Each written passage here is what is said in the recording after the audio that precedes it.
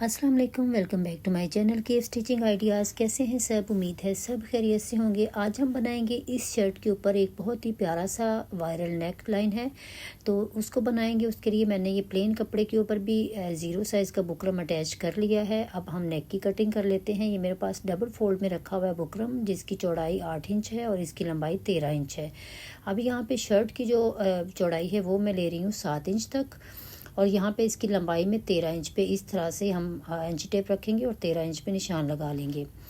तो अब यहाँ पे हमने यहाँ हल्की सी राउंड शेप देते जाना है, और ऊपर जो हमने निशान लगाया था 7 इंच का, वहाँ तक हमने ये वाली शेप जो है उसको वी शेप में इसको हमने बनाना है। लेकिन यहाँ नीचे से हमने राउंड शेप में इसको लेके जाना है। जैसे हम अंगरखा नेकलाइन की कटिंग करते हैं उस तरह से हमने ये वाली नेकलाइन जो है उसको ड्रॉ करना है। अब ये देखें, हमें जहाँ पे लगा कि हमारी जो नेकलाइन है वो अच्छी तरह से सही ड्रॉ हो गई है, तो अब इसको थोड़ा सा इस शेप को और डार्क कर लेंगे। और उसके बाद जो बुकरम का मार्जिन है, एक्स्ट्रा मार्जिन जो हमें चाहिए, वो मैं आधा इंच ले रही हूँ, क्योंकि मैं इसको अलग कपड़े पे पेस्ट नहीं करूँगी, इसलिए ये मार्जिन जो है वो मैं कम लूँगी। इस तरह से इसको कटिंग कर लेंगे एक्स्ट्रा बुकरम को। फिर उसके बाद यहाँ पे हमारी नेकलाइन की अंदर वाली जो साइड है उसको उस बुकरम को अच्छी तरह से कटिंग कर लेना है। यहाँ पे इसको कटिंग कर लिया है। अब ये वाला जो मेरे पास कपड़ा है, इसके ऊपर मैंने ज़ीरो साइज़ का बुकरम लगाया हुआ है। अब इसके ऊपर हम नेक जो है उसको ड्रॉ करेंगे, जो हमारी राउंड शेप में आएगी। यहाँ पे मैं 3 इंच रख रही हूँ। ये देखें, छोटा नेकलाइन बनाऊंगी। ये मेरा जो साइज़ है वो मैं मीडियम साइज़ के लिए बना रही हूँ। आप चाहें तो आप इस साइज़ को कम या ज़्यादा कर सकते हैं। उसके बाद 3 इंच का निशान लगाने के बाद आगे मैंने 1.5 इंच का निशान जो है वो लगाया है, और यहाँ पे मैं इसको एक बॉक्स बनाने के बाद 4 इंच का निशान लगाया, और यहाँ पे बॉक्स बना के यहाँ पे मैं राउंड शेप जो है वो बना लेती हूँ। बहुत डीप राउंड शेप जो है वो नहीं बनानी। मैंने ये राउंड जो फ्रेम है इसका यूज़ किया है ताकि मेरी दोनों साइडों से शेप एक जैसी आए। अब दूसरी साइड पे भी मैंने उसी तरह से फ्रेम को रखा है और ये शेप जो है वो ड्रॉ कर ली है। ये देखिए, इस तरह से राउंड शेप बन गई है। अब इसके बाद मैंने ये जो लेस यहाँ पे लगा ली है उसको यहाँ पे रखूँगी और उसको यहाँ पे नाप लूँगी कि ये कितने कि इसका साइज़ जो है वो कितना बनेगा। ये तकरीबन 1 इंच की बनी थी। उसके बाद इस लेस का मार्जिन छोड़ के हमने आगे दोनों साइडों पे 1-1 इंच का निशान लगाया है। अब ऊपर वाली साइड पे निशान लगाने के बाद यहाँ नीचे वाली साइड पे भी हम लेस का मार्जिन छोड़ के, जो तकरीबन दोनों जो लेस हैं वो आधे आधे इंच की हैं, 1 इंच का मार्जिन छोड़ने के बाद नीचे वाली साइड से यहाँ पे हम तकरीबन यहाँ पे हम 1.5 इंच का निशान लगाएंगे, और ऊपर वाली साइड पे हमारा निशान जो है वो 1 इंच पे था।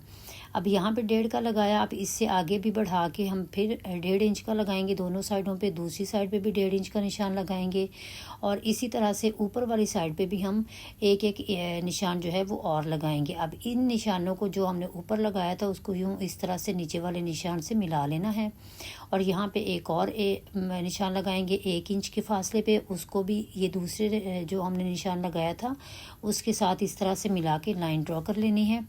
इसी तरह से दूसरी साइड पे भी हमने ये वाली लाइन जो है वो बना लेनी है। इस तरह से दोनों साइडों पे लाइंस ड्रॉ कर लेंगे।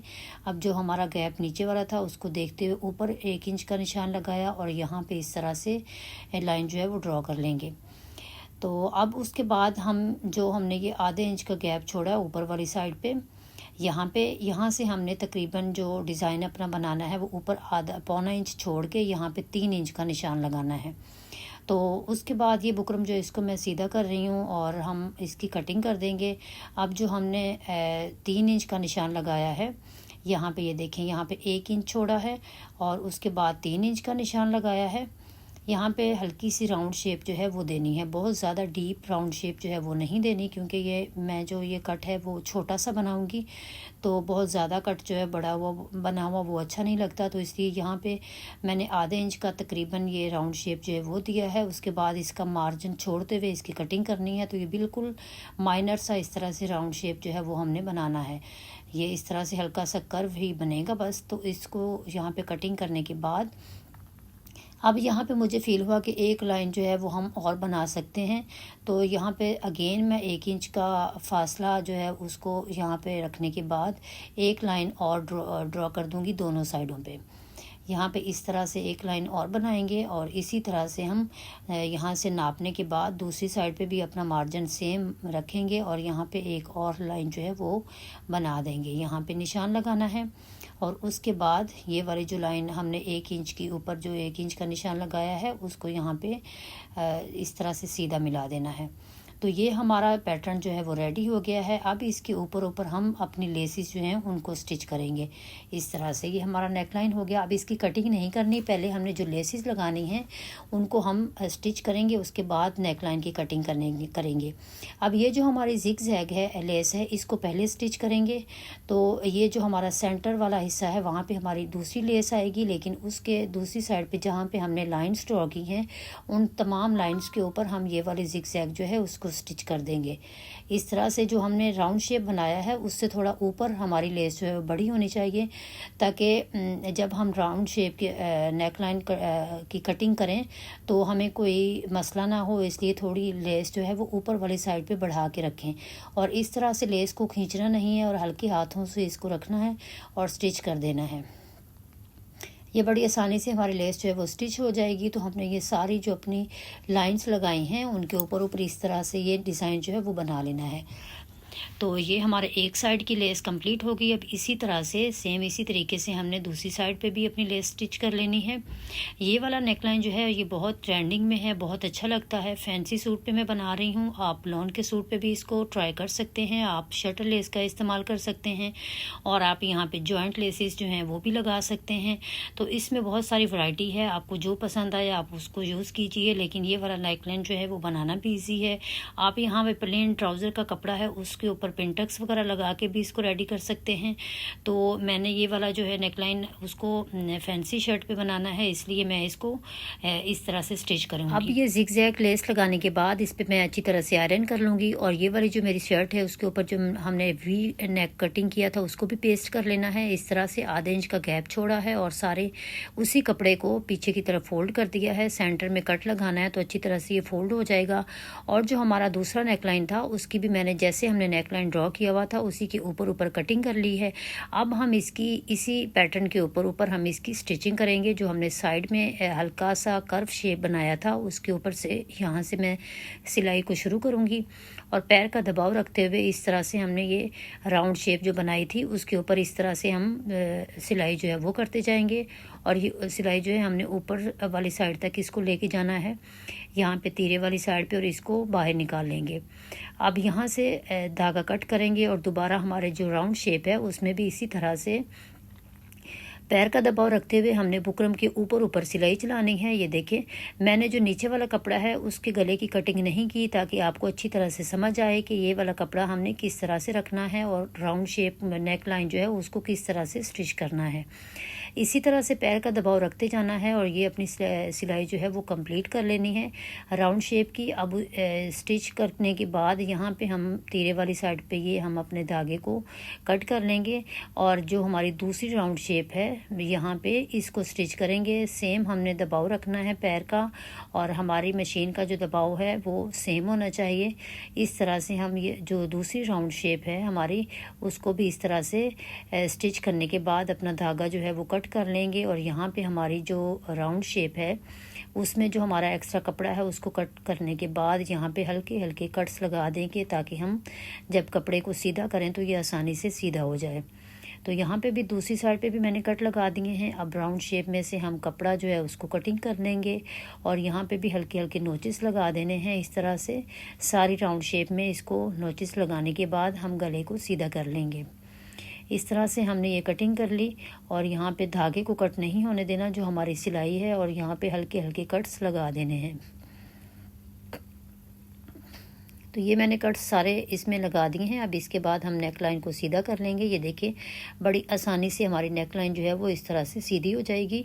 यहाँ पे आप पेंसिल की मदद से या आप जो कैंची की एक साइड है उसको भी यहाँ पे यूज़ करके तो इसको आप सीधा कर लें।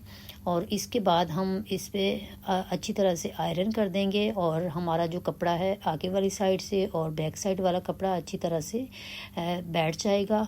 तो उसके बाद हम मज़ीद जो हमारी डिज़ाइनिंग है वो करेंगे। इस तरह से दूसरी साइड पे भी मैंने इसी पेंसिल की मदद से इसको सीधा कर लिया है। तो यहाँ पे हम अपने कपड़े को इस तरह से सीधा करते जाएंगे, क्योंकि हमने ऊपर वाली साइड पे एक गैप छोड़ा था, स्टिच नहीं किया था, तो ये कपड़ा हमें सीधा करने में आसानी होगी इस तरह से। अब इसको सीधा करने के बाद अच्छी तरह से आयरन कर लिया है। ये देखें बिल्कुल कपड़ा हमारा सीधा हो गया है। अब इसके बाद हम यहाँ पे लेस स्टिच करेंगे। ये लेस जो है ये मैं ऊपर रख के स्टिच करूँगी, इसलिए मैंने इसको पहले स्टिच नहीं किया। अब हम राउंड शेप की एक तरफ से यहाँ से इसको यहाँ पे सीधा करूँगी और स्टिच करती जाऊँगी। ये वाली जो हमारी लेस है इसको मैंने इस्त्री की मदद से राउंड शेप में इस तरह से घुमा के थोड़ी आयरन कर लिया था, तो ये वाली नेक लाइन पे अच्छी तरह से घूम के लग जाएगी। अदरवाइज़ हमारी जो ये वाली फैंसी लेसेस होती हैं उनको इस तरह से मोड़ के लगाना कर्व की शेप में डिफ़िकल्ट होता है, तो इसके लिए ये है कि आप आयरन कर लें उसको, और जैसे आपने शर्ट पे गले पे लगानी है उसी शेप में आप लेस को रखते जाएं और उसके ऊपर इस्त्री कर लें, तो हमारी लेस जो है वो आसानी से फिर गले पे स्टिच हो जाती है। अब यहाँ पे इसको मोड़ के यहाँ पे हमने नीचे वाली साइड पे स्लिट पे सिलाई करना है, तो यहाँ पे इसका कोना जो है वो अच्छी तरह से सेट करना है, और उसके बाद कोने पे को अच्छी तरह से सेट करने के बाद यहाँ पे भी स्टिच कर देना है, और जो हमने निशान लगाया था सेंटर का बिल्कुल उसके ऊपर ऊपर हमने ये सिलाई जो है वो कर लेनी है। बहुत ही आसान नेक लाइन है, एक एक पॉइंट जो है वो आपको अच्छी तरह से समझा रही हूँ। उम्मीद करती हूँ कि आपको ये नेक लाइन बनाने में किसी किस्म की डिफ़िकल्टी नहीं होगी। अब इसी तरह से नीचे वाली साइड से स्टार्ट करेंगे और ऊपर वाली साइड में स्टिच करते जाएंगे। ये देखिए यहाँ पे इस तरह से बिल्कुल अगला जो हमने स्टिच लगाया था उस लेस के कोने के कॉर्नर जो है और इसके एजिस बिल्कुल मिलने चाहिए, इसके बीच में गैप जो है वो नहीं होना चाहिए। तो इस तरह से लेस को बिल्कुल साथ साथ रखते जाना है, और यहाँ दोबारा हम यहाँ पे इसको अच्छी तरह से फोल्ड करके इसका कोना जो है वो उसको सेट कर लेंगे अच्छी तरह से।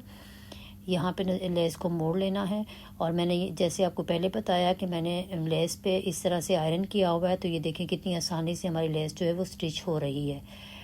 तो इस तरह से एक सिलाई करने के बाद फिर हम इस पे डबल सिलाई लगाएंगे। तो यहाँ पे हमें जो पहली सिलाई है वही लगाने में हमें लेस को थोड़ा इसको हमें रखना पड़ेगा सेट करके, दूसरी सिलाई जो है वो बड़ी आसानी से लग जाती है। अब यहाँ पे हम दूसरी साइड पे भी ये एक सिलाई जो है वो लगा देंगे। इसी तरह ये देखिए हमारी लेस जो है बड़ी आसानी से लग रही है, और इसके ऊपर हम अपनी दूसरी सिलाई लगा देंगे ताकि लेस अच्छी तरह से स्टिच हो जाए।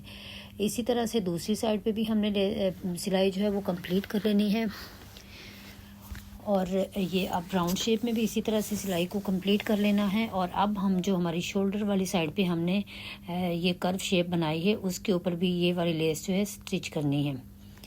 तो यहाँ से ऊपर वाली साइड से हम स्टार्ट करेंगे, और कपड़े को अच्छी तरह से हमने पहले सेट कर लेना है। उसके बाद अपनी लेस को यहाँ पे रखते जाएंगे और अच्छी तरह हाथों की मदद से इसको सेट करते जाएंगे, और इस पर सिलाई चला देंगे।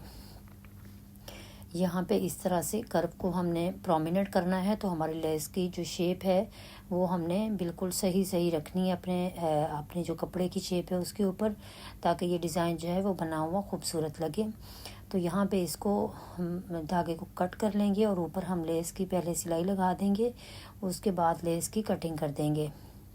अब यहाँ पे भी हमारी सिलाई कंप्लीट हो गई है। अब सेम तरीके से हम शर्ट की दूसरी साइड जो है उसके ऊपर भी हम सिलाई इसी तरह से करेंगे लेस।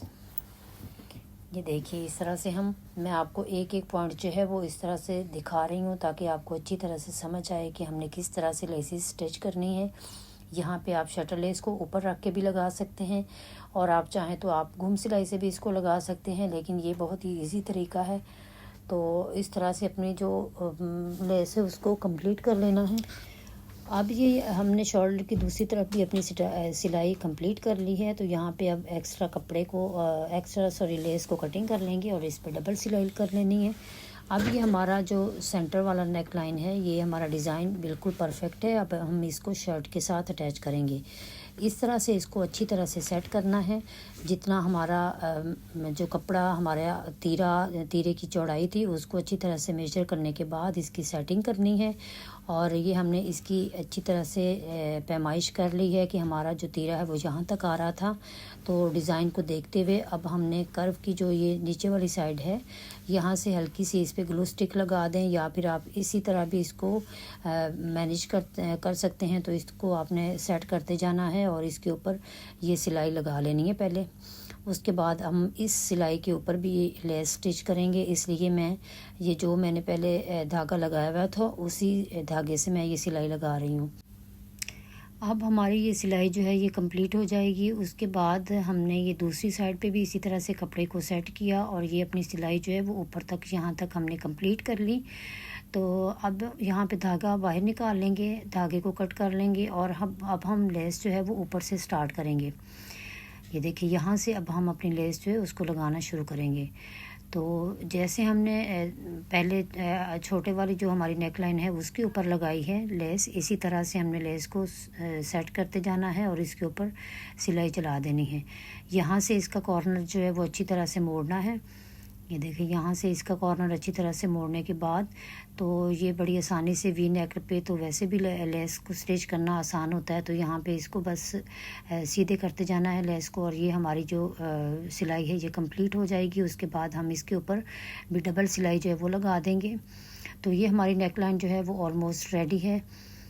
ये देखिए इस तरह से हम ऊपर जो हमारा डिज़ाइन है वो भी उसको भी देखते हुए यहाँ पे हमने धागे को कट कर लेना है और लेस को एक्स्ट्रा लेस जो हमारी है उसको भी इस तरह से कटिंग करने के बाद ये डबल सिलाई लगा देनी है। अब यहाँ पे दूसरी साइड पे भी डबल सिलाई लगा देंगे और इस तरह से हमारी डबल सिलाई जो है वो कंप्लीट हो गई है।